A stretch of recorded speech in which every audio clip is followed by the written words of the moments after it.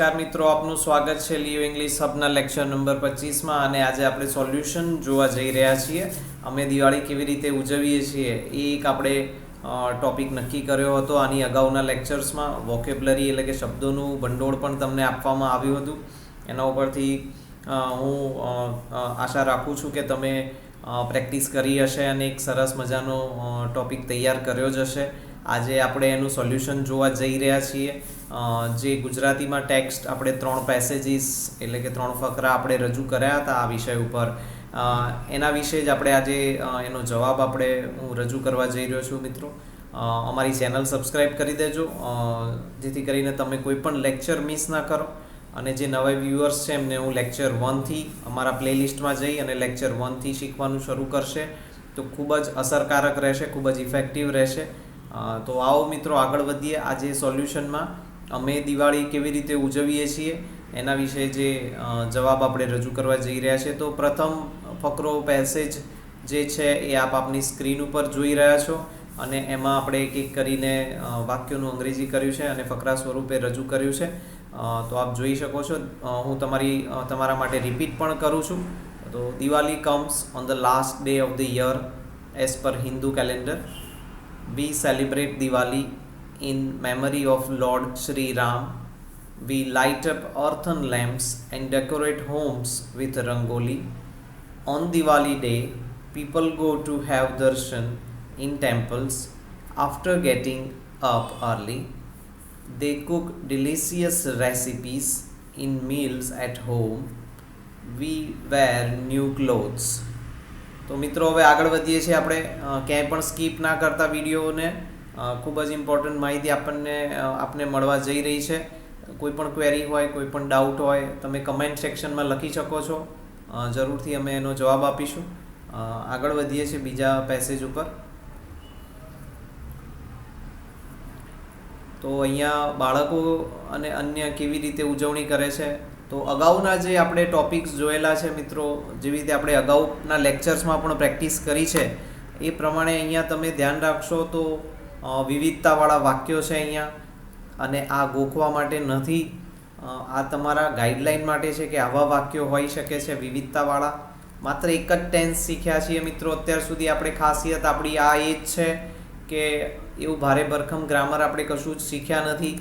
એક જ કાળ શીખ્યા છીએ અને એમાં થોડીક વિવિધતા આપણે શીખ્યા છીએ. એ નિયમોનો ઉપયોગ કરી, આફ્ટર, વાઇલ, ડબલ વર્બ એ બધાનો ઉપયોગ કરી અને આપણે આ બધા વાક્યો રજૂ કરી રહ્યા છીએ. તમે જુઓ કે સ્ટીરિયોટાઇપ કે યુનિફોર્મ વાક્યો નથી લાગતા, વેરાયટીવાળા છે, વિવિધતાવાળા છે. આવું જ કંઈક આપણું લખાણ હોવું જોઈએ. તો બીજો પેરેગ્રાફ હું તમારા માટે રિપીટ કરું છું અહીંયા. Children fire crackers on Diwali. They have fun while firing crackers. The schools and colleges give children Diwali vacation too. They perform many activities in the vacation. They go to travel with family. The government also gives holiday to its employees. Therefore, people celebrate the festival of Diwali with their families. તો આવો મિત્રો, ત્રીજા passage ઉપર આગળ વધીએ છીએ. તમે pose button દબાવીને જે પણ કંઈ ટેક્સ્ટ તમારા સ્ક્રીન ઉપર જોઈ શકો છો એ તમારી નોટમાં લખી શકો છો. અમારા વિડીયોઝ વારંવાર રિવાઇઝ કરી શકો છો, નોટ્સ પણ રિવાઇઝ કરી શકો છો. પ્રોનન્સિએશન ઉપર ખાસ ભાર આપજો. આ જ શબ્દો ક્યાંક બીજે પણ બોલવામાં આવી શકે છે. એ વખતે એના સ્પેલિંગ, પ્રોનન્સિએશન, એનો ગુજરાતી અર્થ બધું જ ખૂબ મહત્ત્વનું હોય છે મિત્રો. તો થોડીક ઇન્વોલ્વમેન્ટ તમારે જોઈશે અને એના માટે મેં તમને માર્ગદર્શન આપ્યું છે, ઘણીવાર સૂચન કર્યું છે કે તમે વારંવાર વિડીયોઝને રિવાઇઝ કરો. તમારી નોટ્સમાં જે નોટ્સ બનાવી છે એને રિવાઇઝ કરો, શબ્દોનો ઉપયોગ કરો, કંઈક નવા વાક્યો પણ બનાવવાનો પ્રયત્ન કરો. તો ચોક્કસ તમને ખૂબ જ સારી સફળતા મળશે અને અસરકારક અંગ્રેજી તમે શીખી શકશો. લખતા, બોલતા, વાંચતા બધું જ તમે એક સ્ટેજ એવું પણ લાવી શકો છો તમારી મહેનતથી મિત્રો કે તમે ડાયરેક્ટ અંગ્રેજીમાં પણ વિચારતા થઈ શકો છો. તમારે ગ્રામર કે ગુજરાતી ભાષાનું ટ્રાન્સલેશન ઇંગ્લિશમાં એ બધામાં પડવું ના પણ પડે એવું પણ સ્ટેજ તમે 100% મેળવી શકો છો. તમારી ઇન્વોલ્વમેન્ટ જોઈશે. આ બહુ જ સચોટ રીત છે. આ રીતે તમે સારામાં સારું અંગ્રેજી લખતા, બોલતા, વાંચતા શીખી શકો છો મિત્રો. તો તમારી સ્ક્રીન ઉપર ત્રીજો પેસેજ પણ રજૂ થઈ રહ્યો છે. તમે એ પણ નોટ ડાઉન કરતા જાઓ અને જેમ જેમ લખાતું જાય છે હું તમારા માટે રિપીટ પણ કરતો જઈ રહ્યો છું. તો I also like Diwali much. હવે અહીંયા આપણા વિશે છે. કોઈ પણ ટોપિકમાં આપણે અલગ અલગ પહેલાં તો સ્ફિયર્સ એટલે કે સ્તર એના લઈ શકીએ છીએ એને એક્સપાન્ડ કરવા માટે. આપણો જવાબ એક્સપાન્સિવ હોવો જોઈએ, ઇન્ક્લુઝિવ હોવો જોઈએ, એટલે સમાવેશી હોવો જોઈએ.